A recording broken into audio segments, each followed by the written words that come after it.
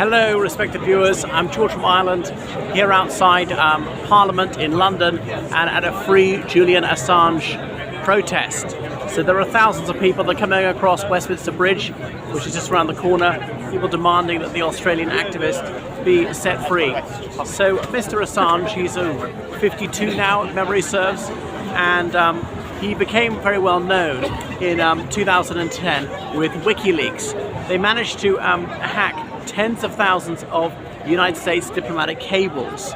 So these were communications between various US embassies and the State Department in Washington, D.C. So this was highly classified. And this is what Uncle Sam really believes. What do they believe deep down? So they think this government is good, this government is bad, who's lying to them, and things like that. Anyway, so there are people from all over the world here demanding that Julian Assange be set free, and here I am on Parliament Square. So it's obviously highly embarrassing to the United States that some amateur hacktivists were able to access this highly confidential information and show the duplicity and the double dealing, the two-facedness of the United States, and reveal the innermost thoughts of some pro-American leaders. For instance, the king of Salman of Saudi Arabia was saying with regards to Iran, cut off the head of the snake, urging the United States to take military action. So also some highly disobliging remarks by Hillary Clinton, who was then Secretary of State of the United States, and various other American politicians about different world leaders. So what they really thought, and often it was in direct contradiction to their professed public positions. So anyway, the United States, they pressurized various financial institutions to cut off WikiLeaks and Julian Assange, so they couldn't send or receive money, withdraw things, their bank accounts being frozen. So he traveled around quite freely, and he was here in the United Kingdom. And then allegations surfaced in Sweden that he had unsafe intercourse with this woman without a consent. She was willing to copulate with him, but only with protection. Anyway, so the police in the United Kingdom wanted to question him on behalf of the Swedes. There was a possibility he'd be extradited to Sweden to face charges, which he denounced as being the Saudi Arabia feminism. Now, the United States was baying for blood, and indeed Sarah Palin said he ought to be hunted down like bin Laden, even though he'd never killed anyone. He'd also released the Iraq war logs, the Afghanistan war logs, and it came to light that the US troops had deliberately killed many civilians in both countries. Torture had been used fairly extensively, and that US personnel had been told if they saw their Afghan or Iraqi allies torturing people, they should report it, but not intervene to prevent it.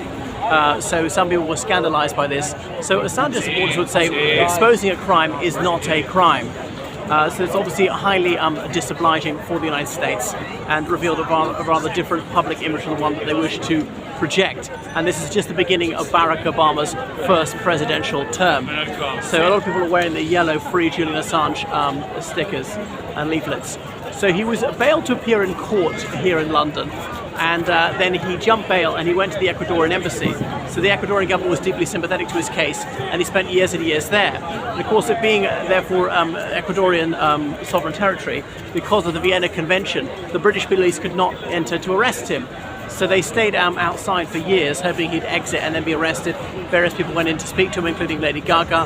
It was rather before the Me Too movement. Now, since Me Too, I think people would take a rather different attitude towards the accusations against Mr. Assange. And if the Swedish police wished to interview him, they could come to the United Kingdom to do so. They could even come into the Ecuadorian Embassy to do so.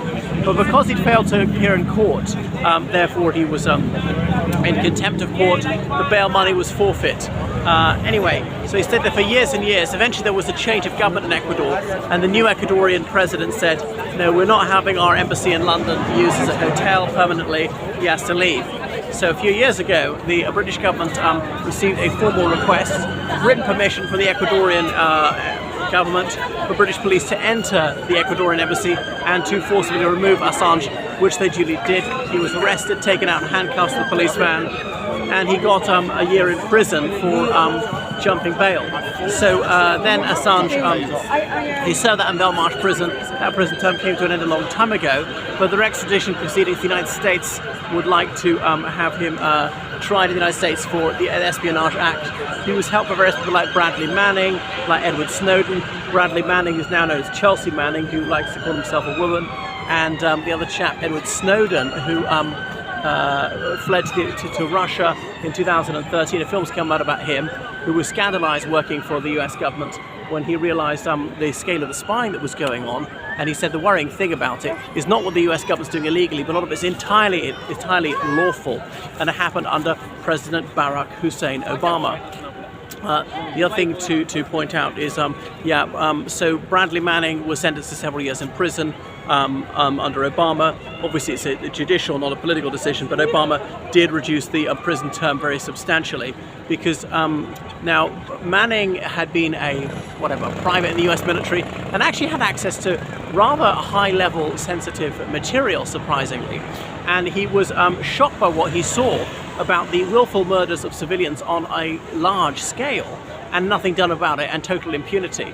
So he went to his superior saying, surely action's got to be taken, and they poo-pooed him. No way. They stonewalled. Nothing was going to happen. People were going to get away with this. So he said, well, having tried to do it the legal way, I had to do it the other way.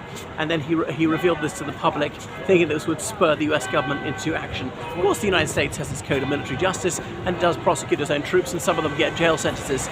They tend to be shockingly lenient, like the Mile massacre. Captain William Calley, he served something like 3 years for the murders of several hundred people. So the bench tends to be deeply sympathetic to the perpetrators of atrocities, if they're in the US military, that is. So, anyway, so Assange, he's still awaiting a decision. Is he going to be sent to the United States to face trial? He could face decades in prison in Supermax.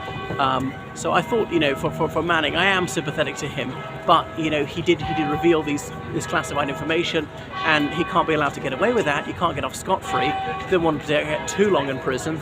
Edward Snowden likewise. People say it's the height of hypocrisy for Snowden to flee to the Russian Federation of all places, but lots of other countries wouldn't take him in because they feared provoking the wrath of the United States.